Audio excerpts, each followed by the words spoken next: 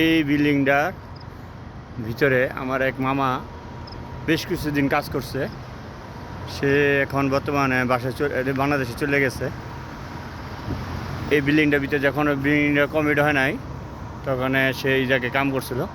আর আমার এইখানেই আমার সাথে দেখা হয়েছিল, আমার মামা লাগে।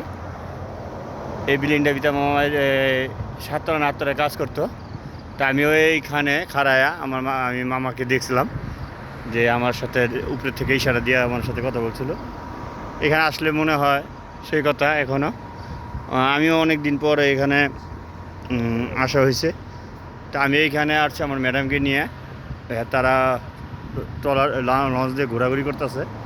তা আমার এই বিল্ডিংটা দেখা আমার মামার কথা অনেক মনে পড়তেছে।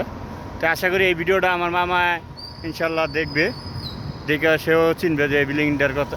দেখলেই চিনবে যে বিল্ডিংটা রান্নাবোর্ডের সামনে এই যে লেবারগো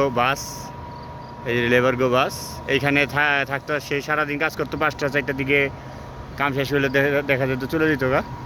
তা আমি অনেক দিন পরে এখানে আসার পরে এই বিল্ডিংটার কথা মনে পড়ছে। সে অলরেডি কাতার থেকে একবার চলে গেছে।